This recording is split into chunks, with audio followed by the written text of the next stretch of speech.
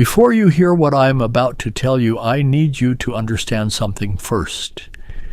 We spend our whole lives learning to spot danger from a distance.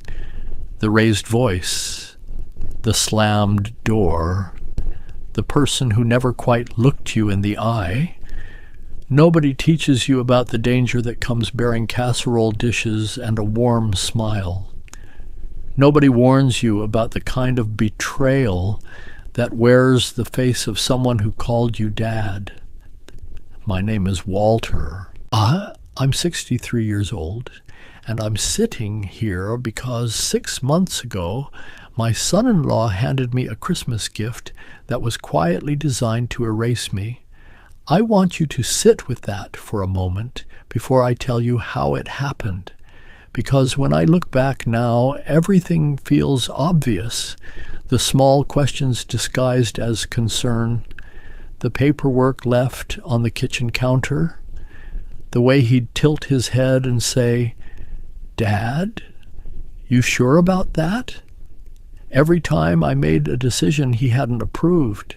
At the time, I thought that was just who Marcus was, eager to help, thorough, a planner. I know better now.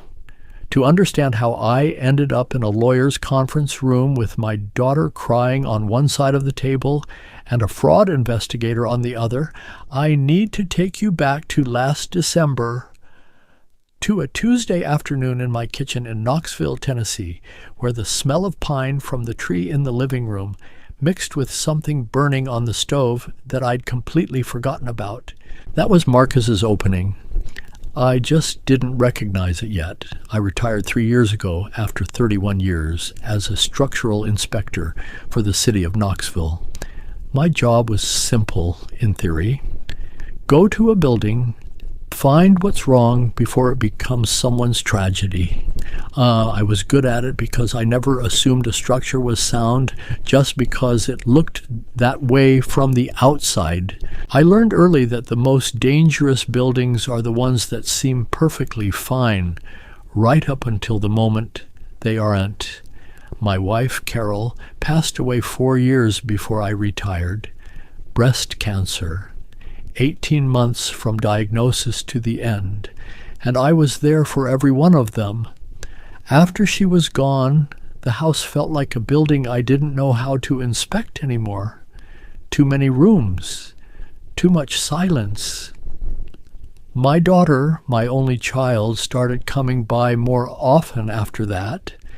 Every Sunday for dinner, every birthday without fail, and Marcus came with her, of course, always with her. They'd been married 6 years by then. Marcus worked in insurance, the kind of work that makes you fluent in risk assessment and fine print. He was polished, organized. He remembered details. He knew that I took my coffee black, that I preferred the window seat at my favorite diner on Market Square, that I'd been thinking about finally updating my will since Carol passed. That last part. That was the detail that mattered. The Christmas gift came in a silver box with a red bow. My daughter handed it to me Christmas morning, but when I went to hug her, Marcus stepped forward first. "This one's from me.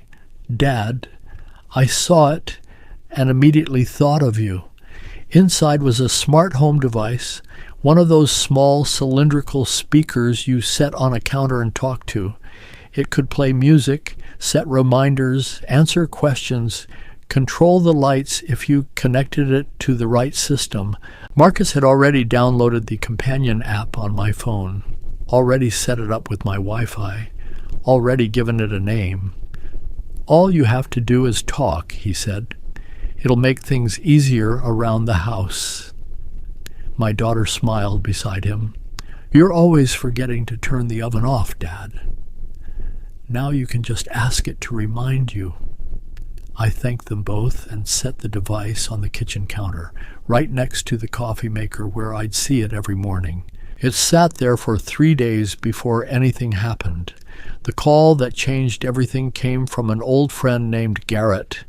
We'd worked together for almost 15 years before he retired 2 years ahead of me. Garrett spent the last decade of his career in code enforcement, which meant he'd seen every trick a contractor or developer ever tried to pull. He was the most careful man I knew, and when something bothered him, he said so plainly. He'd come over the day after New Year's to watch the Rose Bowl. We were sitting in the living room, the game on low, talking the way old men do about everything and nothing, when his eyes landed on the device on the kitchen counter. "When did you get that?" he asked. "Christmas. Marcus picked it out." He didn't say anything for a long moment, just kept looking at it. Then he picked up the remote, muted the game, and turned to me. "Walter," he said, "does that thing stay on all the time?" I told him I assumed so. That was the point, wasn't it? Always listening, always ready. Garrett set his beer down slowly. "Who set it up?" "Marcus. He had the whole thing running before I even read the box." Another pause. And he has the app on his phone too?" I didn't answer right away, because I suddenly wasn't sure. Marcus had set it up on my phone, but I'd never thought to ask whether he'd kept access on his own. Garrett stood up and walked to the kitchen. He stood in front of the device for a moment like he was studying a crack in a foundation wall. Then he picked it up, turned it over, and looked at the bottom. "Walter," he said quietly, "I need you to unplug this." I laughed. "Old reflex. You think Marcus bugged my Christmas present?" Garrett didn't laugh. He looked at me the way he used to look at inspectors who'd signed off on something they shouldn't have. "I think you need to find out who has admin access to this account, and I think you need to do it before you say another word out loud in this house." I unplugged the device. The drive to the AT&T store the next morning was quiet. I kept the radio off. I couldn't have told you what I was listening for. I just know the silence felt necessary. The young woman at the store was patient with me. When I explained what I needed, she pulled up the device's linked account and walked me through the access log. It took her about 4 minutes. Then she turned the screen toward me. There were 2 accounts with full administrative access. Mine, which I'd barely touched, and another linked to an email address I recognized immediately because I'd seen it on the business cards Marcus kept in the bowl by their front door. He hadn't just set it up. He'd kept himself in. I drove home without stopping. I sat in the driveway for a long time with the engine running, watching the light shift behind the bare oak trees at the edge of my yard. My hands were steady. That surprised me. When Carol got her diagnosis, my hands shook for 3 days straight. This was different. This was the stillness that comes before you start working. I didn't tell my daughter. Not yet. I didn't confront Marcus. I called Garrett instead. He was at my kitchen table within the hour. He'd brought a legal pad. He listened to everything without interrupting, and when I finished, he wrote something down and turned the pad toward me. 2 words: document everything. That night I started sleeping differently, not poorly, just differently, with one ear open. I noticed things I'd been too comfortable to notice before. The way Marcus always seemed to know when I'd mentioned something expensive. The week I told my daughter over Sunday dinner that I was thinking about finally selling the lake property Carol and I had owned since the 90s. By Wednesday, Marcus had already emailed me 3 real estate comparables for the area. Helpful, I'd thought at the time. Proactive. Now I thought about it differently. I also started going back through conversations in my mind. Meals, phone calls, afternoons they'd spent at my house. How many of those had the device been sitting on that counter, powered on, connected to an account Marcus controlled? The answer was, all of them. Every conversation since Christmas. And if I was honest with myself, I'd been talking freely about my finances, about the lake property, about the updated insurance policy I'd taken out after a health scare the previous spring, about how sometimes I felt like the house was getting to be too much for one person. That last part, that one I regretted most. I kept the device unplugged but left it on the counter. I didn't want Marcus to know I'd discovered anything. I went about my routines: Tuesday breakfast at the diner, Thursday afternoon volunteering at the VA, where I helped veterans navigate their benefits paperwork, Saturday morning at the hardware store, because I always found something useful. At the VA, I mentioned to one of the staff attorneys, a woman named Patricia, who'd been handling veterans' legal aid for 20 years, that I had a situation I wanted to think through. I didn't use any names. I just described the shape of it, the device, the account access, the conversations that now felt like they'd been overheard. Patricia set down her pen. "Has anyone brought up your cognitive health recently?" she asked. The question hit me square in the chest. Because yes, someone had. Marcus, twice in the last 2 months, in his careful, gentle way. Once after I'd left the oven on. Once after I'd forgotten a dentist appointment. Both times with that head tilt and the soft voice. "It happens to all of us, Dad. But you're not as young as you were. Have you thought about talking to someone?" I told Patricia that. She nodded slowly, the way someone nods when they already know the answer to a question but needed to hear you say it out loud. "Walter," she said, "I want you to come in on Thursday with whatever documentation you have, because what you're describing follows a very specific pattern, and it doesn't end with a smart speaker." Thursday changed everything. Patricia had done her homework. When I sat down across from her, she slid a folder across the desk. Inside were printed records. An inquiry made to my mortgage servicer 6 weeks earlier, asking about refinancing options and requesting information about the property's current equity. The caller had identified herself as my daughter, acting on my behalf. My daughter knew nothing about it. There was more. A request to my financial advisor's office, asking about the process for adding a secondary authorized party to my accounts. The caller had mentioned that I was having some trouble keeping track of things and that the family was trying to get ahead of it. Whoever made that call had known the name of my advisor, the name of my accounts, and details about my portfolio that I had never shared with anyone except Carol, and that was 20 years ago. The device had been on the counter for 3 weeks before that call was made. I sat in Patricia's office for a long time after she finished. Outside the window, a city bus pulled away from the stop. A woman in a yellow coat walked a small dog on a leash. Normal things, the world going about its business while mine was being quietly disassembled. "What's the end goal?" I asked. "If this goes where you think it's going?" Patricia folded her hands on the desk. "Control, usually financial, sometimes full guardianship. It depends on how far along the plan is." Guardianship. My throat tightened around the word. "He'd need to prove I'm incapable," I said. "He'd need to build a record suggesting it. The forgotten oven, the missed appointments, conversations where you expressed confusion or uncertainty.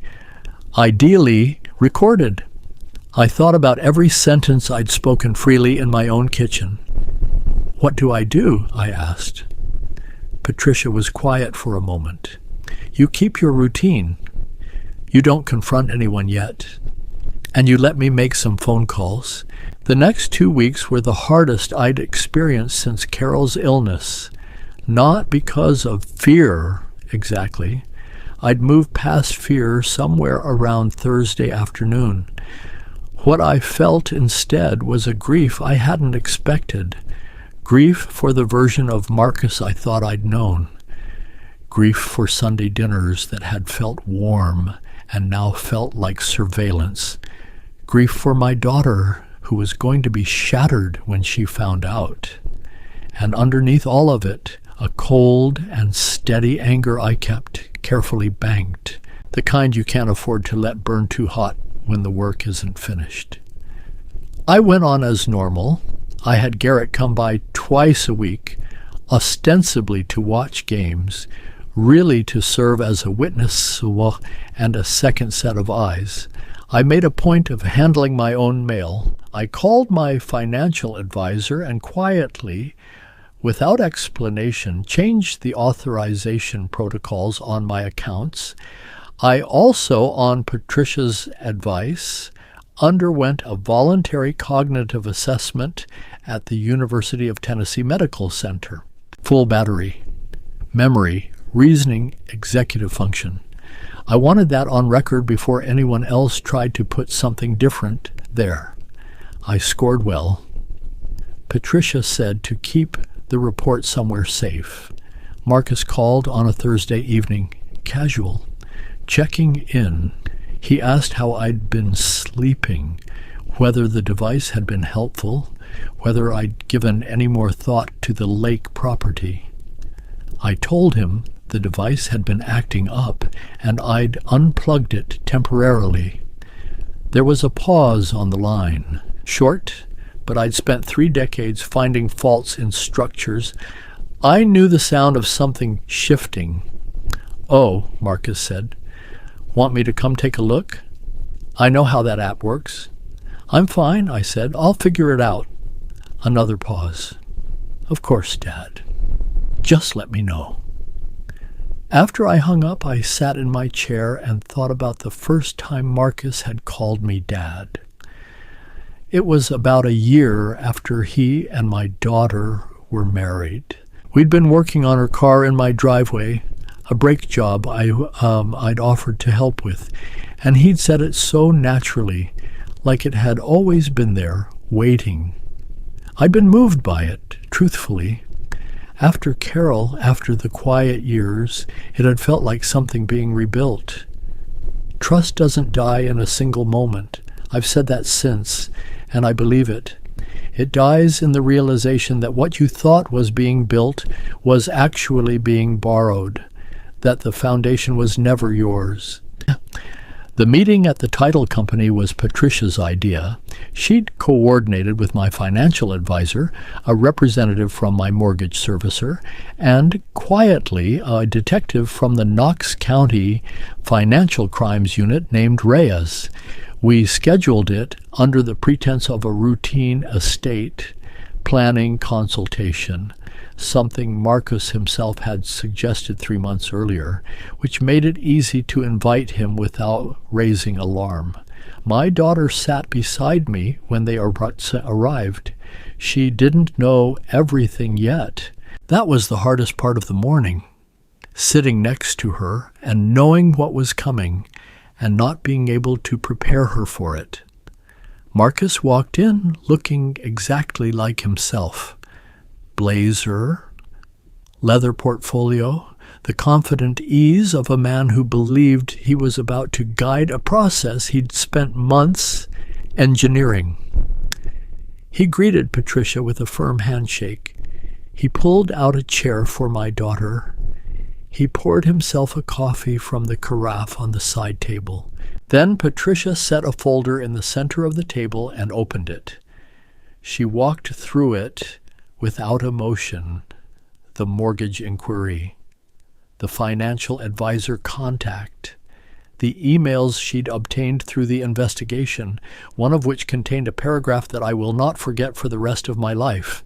It was addressed to someone I didn't recognize, a name that turned out to be an associate Marcus had been consulting, and it read, in part, that the process would be straightforward once the cognitive record is established, and that the lake property alone would more than cover the projected costs. The projected costs of what? The email did not specify. My daughter read that paragraph twice. Then she looked up at her husband. The color left Marcus's face in stages, like a tide going out. He tried denial first. It was out of context. It was hypothetical. He was trying to protect the family from a situation I couldn't see clearly. His voice stayed smooth, professional, the voice of a man who'd spent years in rooms like this explaining things to people who didn't fully understand their own circumstances. Detective Reyes let him finish. Then she placed a separate document on the table. The cognitive assessment from the University of Tennessee Medical Center, dated 3 weeks prior. Marcus looked at it. Normal range across all measured functions, Reyes said. Administered 6 days after the mortgage inquiry was made. The portfolio in Marcus's hands went still. Patricia spoke next. The account access to the smart home device has been documented. The calls to financial institutions have been traced. The email correspondence has been preserved. At this point, we're not here to argue about intent. She looked at him steadily. We're here to make sure you understand what has been discovered and what the next steps are. My daughter put her hands flat on the table. They were shaking. Marcus, she said, just his name, nothing else. He turned to her. For a moment the polish dropped. What was underneath it I couldn't fully read. Not guilt, exactly. Something more practical than guilt. Calculation, the look of a man revising a plan in real time. Everything I did was for us, he said. Your father is getting older. Someone needs to be thinking ahead. He's 63, she said. Things can change quickly. You accessed his accounts, she said. You called his bank pretending to be me. He opened his mouth, then closed it. I hadn't said a word since we sat down. I'd made a decision that morning, standing in my kitchen drinking my coffee, that I wouldn't say anything until I had to. Patricia had done the work. Reyes had done the work. My job that morning was to sit here and let the structure speak for itself. That's what inspectors do. You don't argue with a crack in a beam. You document it and let it tell its own story. But when Marcus turned to me finally, with that look he'd been constructing for 2 years, the one designed to make me feel managed, I did speak. You knew Carol and I had that lake property for 30 years, I said. We bought it the year my daughter was born. I don't know what you thought you were going to do with it, but I need you to know I inspected structures for a living, and what I learned is that the ones that look solid are the most dangerous, because you stop watching them. He didn't respond.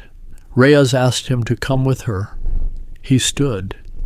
He straightened his jacket, some reflex of presentation that seemed almost sad at that point.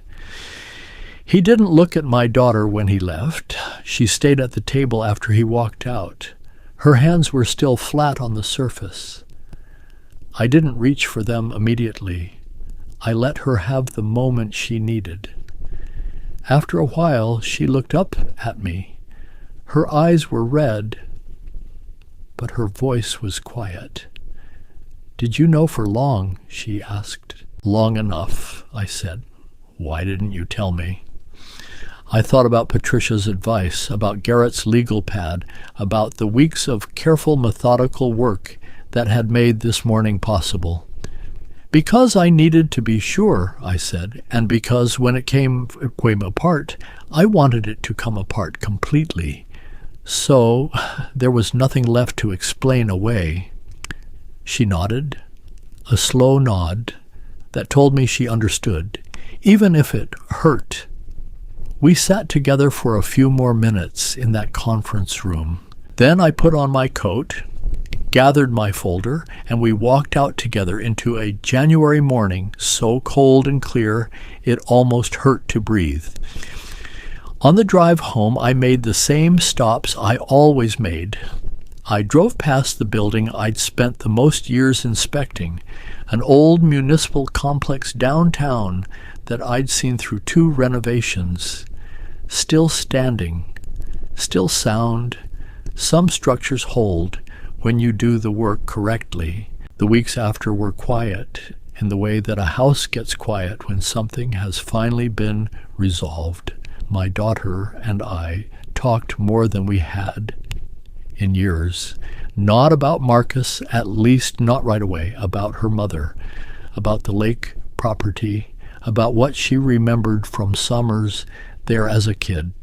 The conversations we'd put off without quite realizing it. I met with my estate attorney and made my documents current. Real documents, the kind that reflected my actual wishes, written with clear language and witnessed properly. Patricia helped me understand each page before I signed anything. I asked every question I had, and I asked them slowly, because there's no shame in being thorough. Garrett came over on a Saturday. We had coffee in the kitchen, the device reshaped space on the counter still empty. I'd bought a small potted succulent to put there instead, something alive that didn't need to listen. "You doing all right?" he asked. "Getting there," I said. He nodded at the succulent. "Good choice." I still think about how close it came, not in a dramatic way, more the way you think about a load-bearing wall you almost dismissed on a walkthrough. Another few weeks, another form signed in a moment of distraction, and the story would have had a different shape. That's the part that stays with me, not the anger, not even the grief. It's the ordinary Tuesday in December when I set that device on the counter and thought, how nice of him. What I know at 63 that I didn't know at 43 is that danger doesn't announce itself with alarm bells and flashing lights. Sometimes it comes in a silver box with a red bow. Sometimes it speaks in the voice of someone who has studied your habits long enough to sound like help. So here is what I will leave you with, and I want you to hear it clearly. If someone in your life is suddenly very interested in your finances, your health, your documents, your daily routines, pay attention to that interest. Helpful and controlling can look identical from the outside. Ask yourself who benefits from the help. Ask yourself whose name is on the access. Get your documents in order with someone you trust completely, and by completely I mean someone who has nothing to gain. Have a conversation with your doctor before anyone else suggests you need to. Write things down. Keep copies somewhere safe. Find your Garrett, the one person in your life who will tell you an uncomfortable truth plainly and without softening it, and hold on to that person.